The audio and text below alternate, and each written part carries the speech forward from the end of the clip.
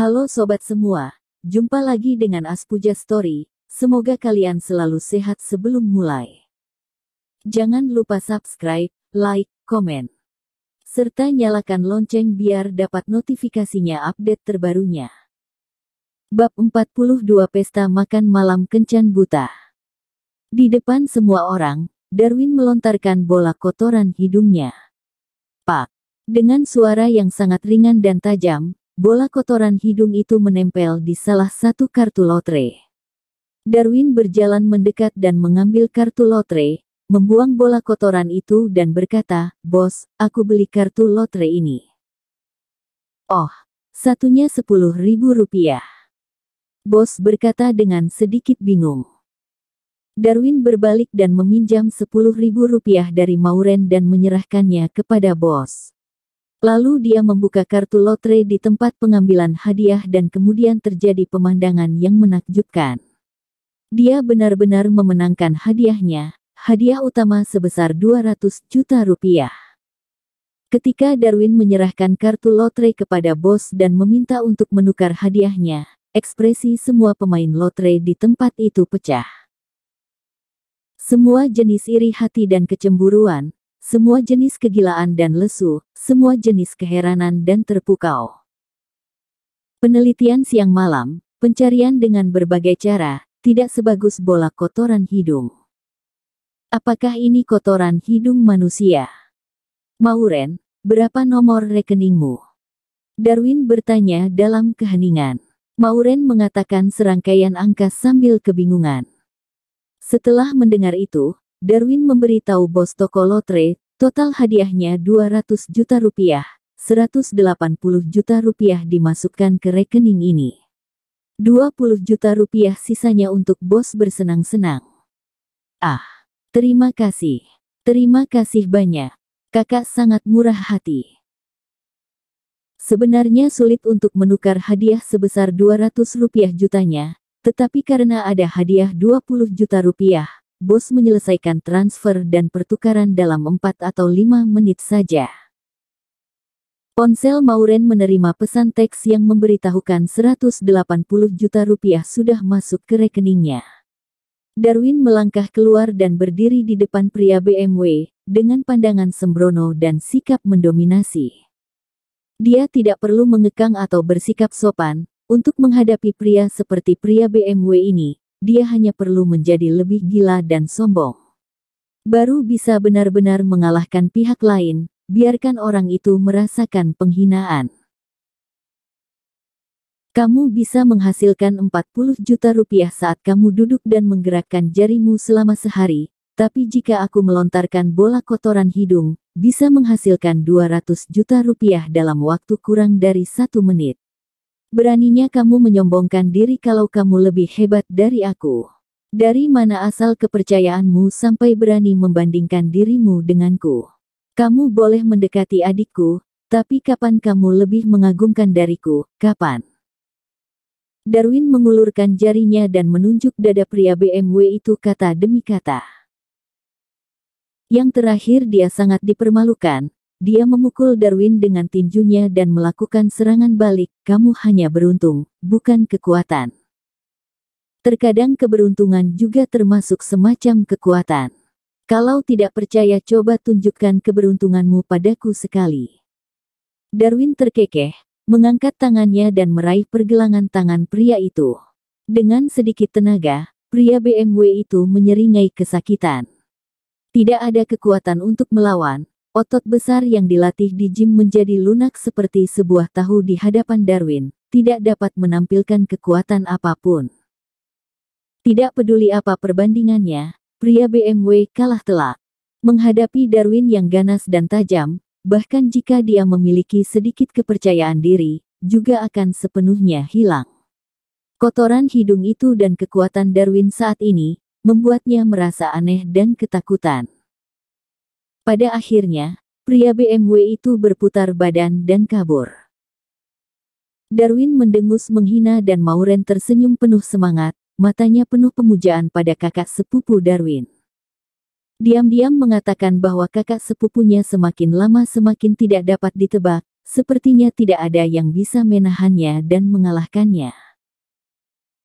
Segera setelah keduanya pergi, seluruh pemain lotre di toko lotre tiba-tiba bergegas dan berjongkok di tanah untuk mengambil kotoran hidung ajaib. Darwin benar-benar membuat sebuah misteri. Faktanya, dia melihat semua kartu lotre dengan mata ajaib, baru kemudian dia mengetahui yang itu bisa memenangkan lotre. Batasan ini belum pernah terjadi sebelumnya. Setelah keluar dari toko lotre, Darwin ingin menyuruh Maureen untuk pulang bersama dan bertamu di rumahnya, tetapi Maureen menariknya dan berkata secara misterius, "Kak, aku baru saja dari rumahmu. Paman dan Bibi memberikanku sebuah tugas yang penting dan kamu juga harus bekerja sama. Itu harus diselesaikan sebelum kembali ke kampung halaman untuk menyembah leluhur bulan depan. Aku sudah membeli tiket dengan kakek, kamu tidak bisa menahanku." Melihat seringai Maureen, Darwin tiba-tiba memiliki firasat buruk. Tugas apa? Hehe, bantu kamu mencari kak ipar. Jika kamu kembali ke kampung halamanmu sendirian, wajah pamanmu akan sangat muram, jadi kamu harus mematuhinya. Maureen menarik lengan Darwin dan tertawa.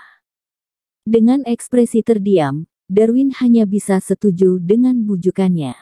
Bagaimanapun, itu adalah perintah orang tuanya dan dia tidak bisa menolaknya. Darwin sudah sangat berbakti sejak dia masih kecil. Satu hal lagi, Kak, hadiah lotre 180 juta rupiah itu adalah uangmu, aku tidak menginginkannya. Maureen berkata dengan sungguh-sungguh, jika itu diletakkan di masa lalu, karena kebajikannya dia tidak akan mengembalikannya lagi. Tidak. Kamu yang membayar untuk tiket lotrenya. Kakak tidak kekurangan uang. Itu hal yang berbeda, uang ini terlalu banyak. Kalau begitu simpan di kartumu, sebagai cadangan untuk membantuku mencari kakak iparku, kamu akan bertanggung jawab atas itu dan beritahu aku untuk mengisinya lagi jika sudah habis. Darwin berkata sambil tersenyum, sekarang Maureen tidak punya alasan untuk menolak dan dia tersentuh lagi. Kakak laki-laki ini masih murah hati padanya seperti ketika dia masih kecil. Dia mengatakan itu adalah cadangan biaya, tetapi dia sebenarnya sungguh memberikannya kepada Maureen. Kemudian keduanya naik taksi dan pergi ke restoran. Maureen yang memiliki koneksi yang luas, telah menyiapkan sejumlah besar wanita cantik untuk Darwin dan menunggu kakak laki-lakinya pergi makan malam dan memilih seorang yang dia sukai. Tetapi sangat jelas Darwin tidak memerhatikannya, dia masih memikirkan masalah mengenai Lucky Fortune. Pada saat ini, taksi tiba-tiba mengerem dan kepala mereka berdua yang sedang duduk di belakang hampir terbentur. Maureen segera berkata dengan kesal, "Tuan, kamu ingin mengerem atau membunuh orang? Bisakah kamu pelan sedikit? Maaf, aku benar-benar minta maaf." Ada seorang wanita tua yang sedang menyeberang jalan di depan dan tas tangannya tiba-tiba rusak dan apelnya terjatuh. "Oleh karena itu aku berhenti, maafkan aku." Sopir itu dengan cepat meminta maaf. Maureen mendengus dan tidak berkata apa-apa. Darwin menjulurkan kepalanya keluar dari jendela mobil untuk melihat. Seperti yang dikatakan pengemudi, ada seorang wanita tua yang sedang berusaha keras untuk mengambil apel. Jadi ada kemacetan lalu lintas di belakangnya, tetapi tidak ada yang akan membantu dan ada beberapa pengemudi yang marah dan membunyikan klakson. Merasa tidak tahan, Darwin kemudian membuka pintu dan berjalan turun untuk membantu wanita tua itu mengambil apel. Dengan adanya bantuan darinya, apel dengan cepat dapat diambil dan kemudian Darwin membantu wanita tua itu menyeberang ke seberang jalan. Yang terakhir sangat menyentuh, dia terus mengucapkan terima kasih. Darwin tersenyum dan berkata bahwa tidak perlu sungkan. Tepat pada saat ini, tubuh dia menjadi kaku sebentar. Ada perasaan hangat dan nyaman dari Lucky Fortune yang dipakai di lehernya. Darwin buru-buru mengucapkan selamat tinggal kepada wanita tua itu dan kembali ke taksi, tetapi dia tidak lagi peduli tentang pujian dari Maureen pengemudi padanya.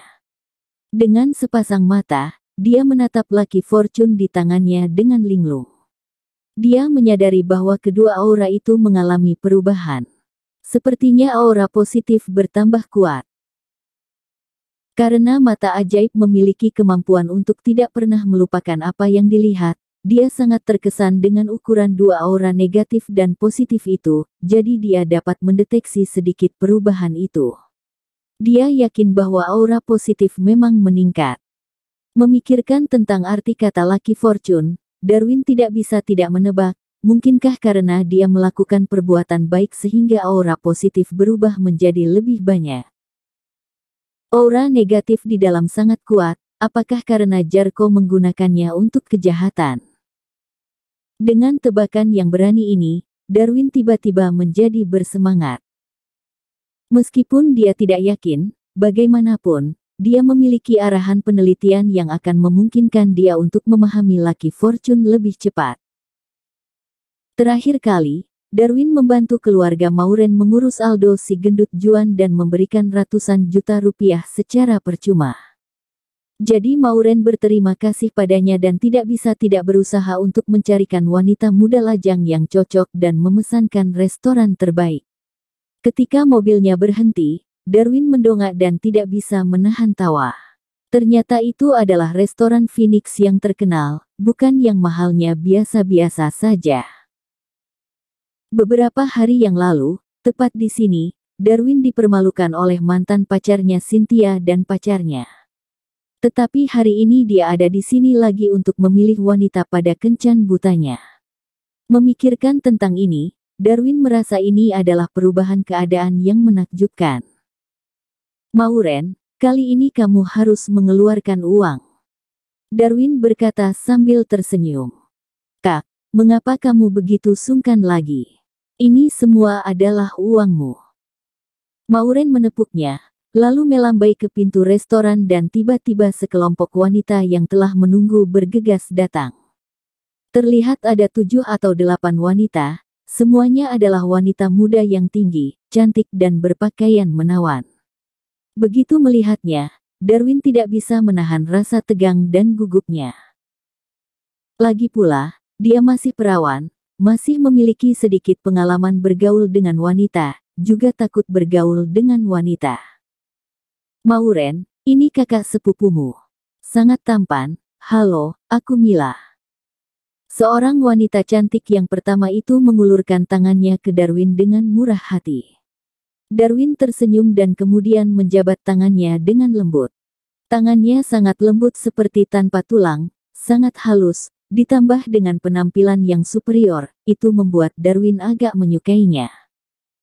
Tapi segera, rasa suka Darwin padanya berkurang. Karena matanya, dia melihat pakaian Darwin sebentar dan kemudian melirik apakah dia mengemudikan mobil dan kemudian ada sedikit penghinaan di matanya yang indah. Darwin datang dengan tergesa-gesa, jadi dia tidak mengendarai Mercedes-Benz-nya dan tidak mengganti pakaiannya, tetapi hanya karena ini dia langsung dipandang rendah. Darwin tentu kesal. Dia juga merasa sedikit jijik dengan keangkuhan Mila. Para wanita cantik lainnya juga mengambil kesempatan untuk mengenal Darwin dan memperkenalkan diri. Ketika Darwin melihatnya, dia memiliki kesan umum tentang wanita-wanita ini. Karena dandanan hari ini sangat biasa, dia dapat melihat karakter wanita-wanita ini dengan lebih jelas. Beberapa orang, seperti Mila, jelas tidak terlalu tertarik pada dirinya dan beberapa mungkin karena penghasilannya lumayan, sehingga masih terus menyanjung dia. Ada lagi beberapa orang yang setelah menyapanya, mereka berdiri di samping dengan patuh dan menatapnya dengan sedikit malu. Darwin bukanlah seorang playboy, jadi wajar saja dia tidak menyukai wanita yang terlalu sombong. Dalam hatinya, jenis wanita pemalu dan lugu seperti itu mungkin lebih cocok untuknya, jadi dia lebih melirik salah satu dari mereka yang bernama Siska. Orang itu dengan cantik berdiri di samping. Pakaiannya adalah yang paling sederhana di antara wanita-wanita ini. Hanya dengan kaos denim sederhana, tapi tubuhnya yang paling mempesona. Tidak ada bedak di wajahnya, menampilkan kecantikan yang cerah, terutama sepasang mata besar dengan bulu mata panjang dan lesung pipi kecil yang membuatnya unik. Darwin menatapnya, mata kedua belah pihak bertemu dan Siska segera menghindari pandangan itu dengan sedikit rasa malu. Penampilan gadis kecil yang polos ini membuat Darwin merasakan kesenangan dan penuh kasih.